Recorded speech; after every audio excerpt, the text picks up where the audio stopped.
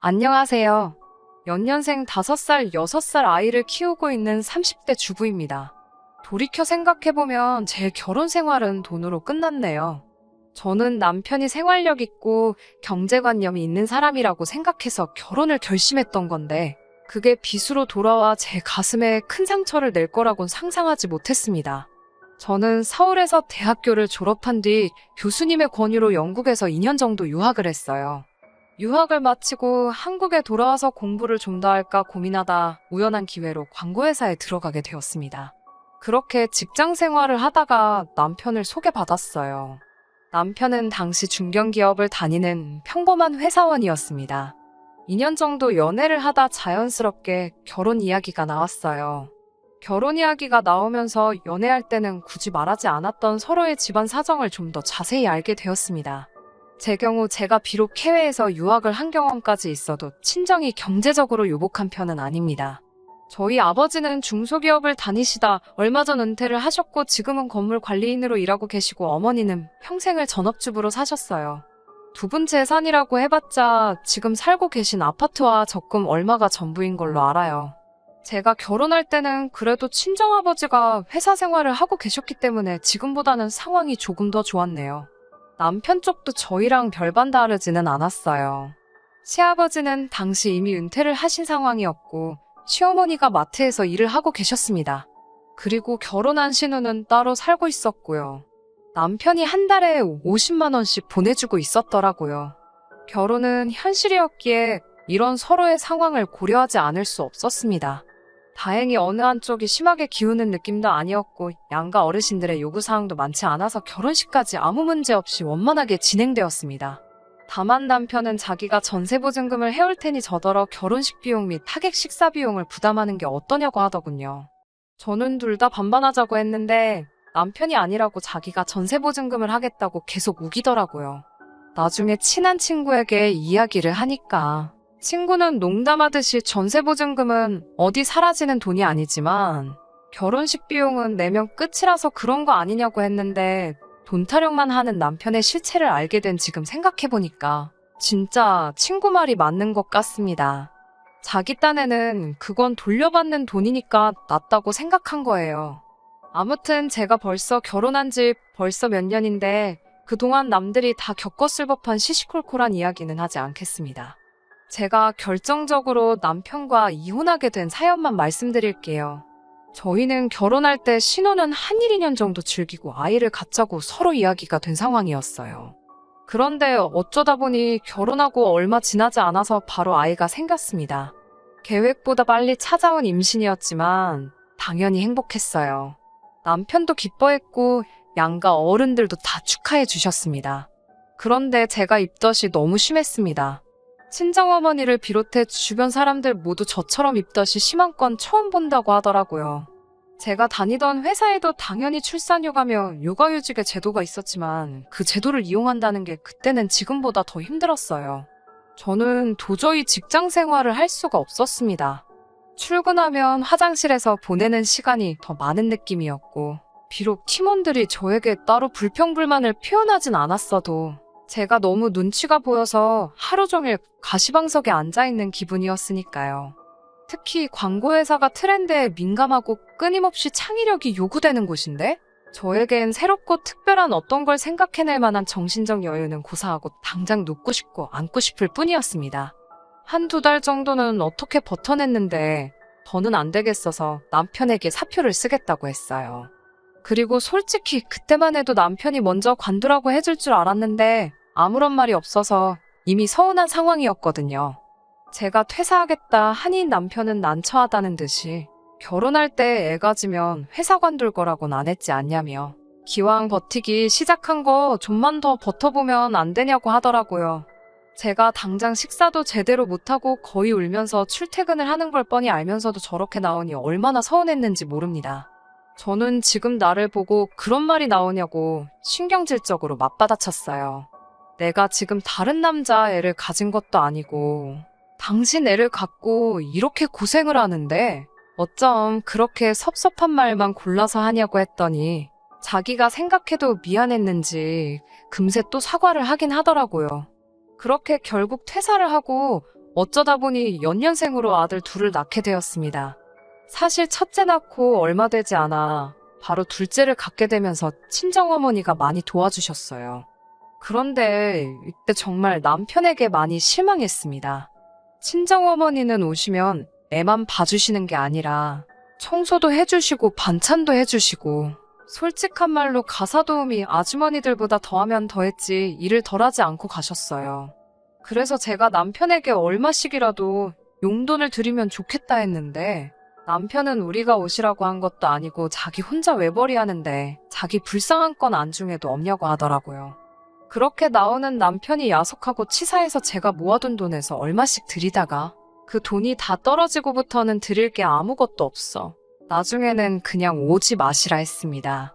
그 뒤에는 아쉬운 대로 시어머니더러 도와달라 하니 시어머니가 와서 봐주시기는 했는데 시어머니랑 친정어머니랑 당연히 같을 리가 없지요.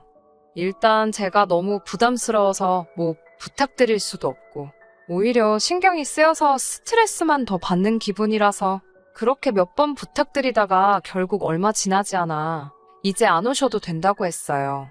그렇게 결국 거듭된 출산과 독박육아로 제 삶은 지칠 대로 지쳐갔습니다. 나도 한때는 잘 나가는 커리어 우먼이었는데 어쩌다 이렇게 된 건가 싶었어요. 애들 커가는 모습을 위안 삼아서 어찌저찌 버티긴 했지만 사실 무엇보다 남편의 배려 없는 말투에 상처를 많이 받았습니다. 아이들이 자라는 동안 남편은 손가락도 까딱 안 하면서 툭하면 집에서 이런 것도 안 하고 뭐 했냐, 저건 왜 안 했냐며 비하 발언을 해댔어요. 제가 한 번씩 왜 사람을 무시하냐고 받아치면 절대로 자기가 잘못했다고 인정을 안 하더라고요. 뿐만 아니라 시어머니도 하나뿐인 아들이 외벌이 하는 게 그렇게 못마땅하셨는지 저만 보면 싫은 티를 내시더라고요. 평소에 땀이 많은 남편은 겨울에도 장갑 끼는 걸 별로 안 좋아하는데 지난 겨울이 많이 추웠잖아요. 그렇다 보니 남편 손이 많이 텄더라고요. 제가 그렇게 로션 좀 발라라 장갑 좀 껴라 해도 고집이 세서 들은 척도 안 하더니 손이 불긋불긋해졌었는데 연말에 가족 모임을 하다가 시어머니가 그걸 보셨습니다. 시어머니는 정말 화가 가득한 눈으로 남편 손과 저를 연신 번갈아 보시더니 너는 집에서 애 키우고 살림만 하는 애가 밖에서 고생하고 들어오는 남편한테 설거지라도 시키는 거냐며 호통을 치시더군요. 저희 남편, 저랑 결혼한 이후로 정말 부엌에 자기 라면이나 끓여 먹으러 한 번씩 들어가지. 설거지는 무슨 시어머니 이야기를 듣고 있는데 어이가 없더라고요. 그래서 제가 어머님 아들이 설거지를 한다고요. 저는 금시초문인데요. 하니까 남편도 멋쩍은지 이거 추워서 튼 거라며 신경 쓰지 말라고 하더군요. 시어머니는 저한테 사과는커녕 아무튼 당신이 제 평소 행실을 다 눈여겨보고 있다며 밖에서 돈 벌어오느라 고생하는 남편한테 시덥잖은 일 시키지 말라고 아주 당부를 하시더라고요. 그러다 얼마 전부터 아들 둘 다 동네에 있는 어린이집에 다니면서 저에게도 여유 시간이 생겼습니다. 평소에도 자주 연락하던 직장 후배에게 제가 요즘 여유 시간이 좀 있는데 혹시 제가 할 만한 일이 있을지 물었어요. 용돈벌이라도 할까 싶었거든요. 그런데 후배가 너무 반가워하면서 그렇지 않아도 갑자기 큰 프로젝트가 하나 들어왔는데 같이 해보자고 하더라고요. 비록 계약직이었지만 놓치고 싶지 않아서 남편에게 조심스레 물어봤는데 의외로 흔쾌히 전폭적으로 지원을 해주더라고요. 그런데 그런 남편의 모습을 보니 고마우면서도 약간 씁쓸한 마음이 들었어요. 제가 돈 벌어온다니까 그렇게 반가운가 싶어서요. 실제로 제가 돈을 벌기 시작하니까 남편도 처음에는 조금씩 집안일하고 육아를 도와주긴 하더라고요. 시어머니도 눈치를 덜 주셨고 반찬도 해다 주시더라고요. 결혼 생활 몇 년 동안 시어머니가 반찬을 해다 주신 적은 남편이 아팠을 때 빼고는 없었는데 말이지요. 아무튼 제가 6개월의 직장 생활을 하는 동안은 말 그대로 숨통이 트이는 기분이었어요. 하지만 말 그대로 계약직은 계약직이잖아요. 다시 집에 있게 되면서 육아와 살림 모두 제 몫이 되었습니다. 근데 남편은 이전보다 더 심하게 짜증을 내더라고요. 한 번씩 뭔가 자기 뜻에 엇나가면 집안일도 자기가 해보니까 별것도 아니던데 그걸 못하냐며 저를 한심하다는 듯 대했습니다. 자기가 해보니까 설거지 그거 그릇 몇 개 대충 헹구면 끝이고 빨래는 세탁기가 다 하고 청소기 들고 다니면서 바닥 몇 번 문지르면 다 되더래요. 그러면서 저한테 그런 것도 제대로 못하니까 직장을 6개월밖에 못 다닌 거라고 하는데 정말 욕이 목구멍까지 차올라왔어요. 나도 지랑 결혼만 안 했으면 계속 직장 생활하면서 커리어우먼으로 살 수 있었는데 그런 생각도 들고 아니 내가 지금 어디서 자식을 낳아온 것도 아니고 지 자식들 키우느라 이렇게 고생하고 있는데 저 인간은 그런 건 하나도 안 고마운가 싶고 별별 생각이 다 들더라고요. 확 애들 데리고 집을 나가버릴까 그런 생각도 했지만 제가 당장 머리도 없고 능력이 없으니 일을 저지를 수도 없었고요. 그러다 얼마 전 저에게 일을 소개해줬던 그 후배가 내일 시간 되면 같이 커피나 한잔할까 그러더라고요. 마침 며칠 전 친정부모님이 손주들 보고 싶다 하셨기에 애들은 친정에 맡겨놓고 만나면 되겠다 싶더라고요. 그렇게 후배를 만났는데 후배가 하는 말이 전에 같이 일할 때도 느낀 거라면서 제가 회사 다닐 때는 그렇게 예쁘게 하고 다니더니 지금은 왜 이렇게 말랐냐며 속상해 하더라고요. 맨날 돈 타령하는 남편 때문에 네일아트는커녕 머리하러 미용실 가는 것도 큰 마음 먹고 가곤 그랬어요. 옷 하나 사 입어도 벌어온 돈 허투루 써제낀다 이러쿵 저러쿵 말이 많아서 입던 옷 돌려가면서 입고 그랬습니다. 그래도 깔끔하게 하고 다녀서 남들이 모를 줄 알았는데 다 티가 났나 보더라고요. 후배 말을 듣고 있는데 창피하면서도 뒤통수를 한 대 맞은 것처럼 정신이 들더라고요. 내가 왜 이렇게 살고 있나 싶으면서 이건 아니다라는 어떤 깨달음이 딱 느껴졌어요. 저는 후배에게 정말 부탁인데 어디든 좋으니까 일할 데 없겠냐고 한 번만 더 도와달라고 했습니다. 그러자 후배는 기다렸다는 듯이 그럼 자기랑 같이 해보자고 그러더군요. 그게 무슨 말이냐고 하니까 자기가 이번에 나와서 회사를 차리는데 마음 맞고 능력 있는 몇몇 주변 사람들하고 함께 시작하려고 그런다면서 마침 제가 그렇게 생각이 났다고 하더라고요. 후배가 제안한 연봉과 복지는 대기업 뺨치는 수준이었습니다. 고민할 거 없이 당연히 그 자리에서 좋다고 했고 그렇게 이번엔 정직원으로 취직을 하게 되었습니다. 그리고 그날 밤 남편에게 낮에 있었던 일을 이야기했어요. 그런데 저번엔 그렇게 좋아하고 전폭적으로 지지해주던 남편이 기대와는 영 다른 반응을 보이더라고요. 한다는 말이 여자가 그렇게 일한다고 밖으로 싸돌면 애들은 누가 키우냐고요. 그래서 애들도 이제 제법 커서 금방 유치원 가고 학교 갈 거고 그래도 도움이 필요하면 우리 친정어머니가 도와주실 수도 있다고 하니까 그럼 또 장모님 돈 들이자고 할 거 아니냐고 그래요. 그러면서 할머니가 자기 핏줄 봐주는데 왜 돈을 줘야 하냐면서 자기는 그게 이해가 안 된다고 그러더군요. 저희 친정어머니 한 번도 저한테 돈 이야기 먼저 하신 적 없고 오히려 맨날 물려입는 둘째 안 됐다고 옷 사주시고 애들 간식 사주시고 그러시거든요. 그렇게 본인 돈 쓰셔서 뭐 사오실 때마다 저도 제 선에서 드릴 수 있을 만큼 드렸던 거고요.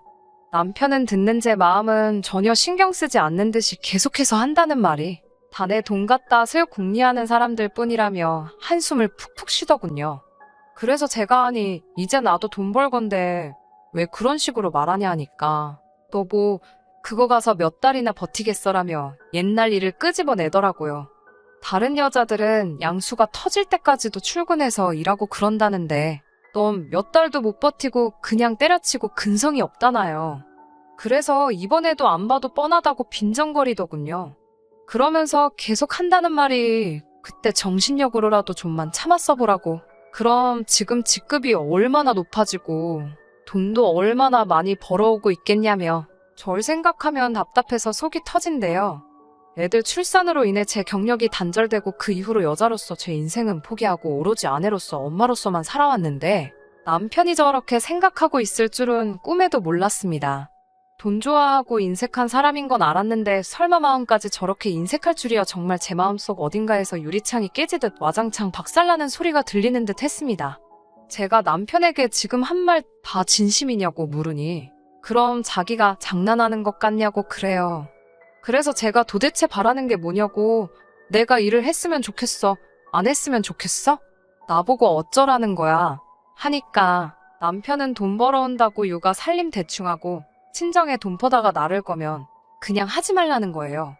아니, 돈 안 벌어올 때는 돈 안 번다고 난리더니 이제 돈 벌어온다니까 친정에 가져다 줄까봐 벌벌 떠는 그 모습을 보고 있자니 내가 미쳤다고 이제껏 이런 인간이랑 살았나 싶더라고요. 무슨 누가 저한테 찬물 한 바가지를 끼얹기라도 한 듯 정식이 싹 들어서 저도 남편에게 맞섰습니다. 나 이 일 할 거고 친정어머니가 우리 애들 봐주시면 한 달에 100만 원씩 드릴 거라고요. 그리고 일하는 동안 육아살림 반반씩 하자고. 그거 못하겠으면 당신은 그냥 나가서 혼자 살면서 당신 벌어서 당신 쓰고 살라고요. 대신 이혼하자고 했어요. 애들 볼 생각은 꿈도 꾸지 말라고요. 그러니까 남편이 어이가 없다는 듯이 저더러 미쳤냐고 그러더라고요. 그래서 내가 지금 장난하는 거 같냐고, 당신이 나가기 싫으면 그냥 여기 있으리고 그냥 내가 나간다고 그러고 그 길로 애들하고 제 짐 대충 싸서 나와버렸습니다. 어차피 곧 전세 계약이 만료라서 집도 알아보고 있었는데 이참에 다 정리해버리자 싶더라고요. 그 길로 친정에 와서 버텼습니다. 자식 낳아서 키워보니까 부모님이 어떤 마음으로 절 키워주셨는지 알겠더라고요. 그 마음이 이해가 되니까 더 남편에게 돌아가고 싶지도 않은데 남편은 자기가 다 잘못했다며 그냥 들어오라고, 그러면 없던 일로 해주겠다고 그러더군요. 아직도 자기는 아무 잘못 없고 제가 잘못한다고 생각하고 있는 걸 보니 상황이 이 지경이 될 때까지도 정신을 못 차린 거였죠. 다행히 승률 좋은 이혼 전문 변호사를 사서 그런지 남편의 지속적인 언어폭력이 이혼 사유로 인정이 되었습니다.